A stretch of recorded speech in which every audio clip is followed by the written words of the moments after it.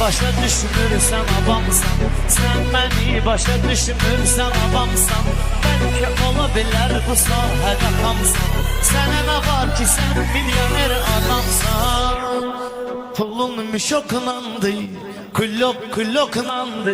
Pulun müşoklandı, kulloklandı.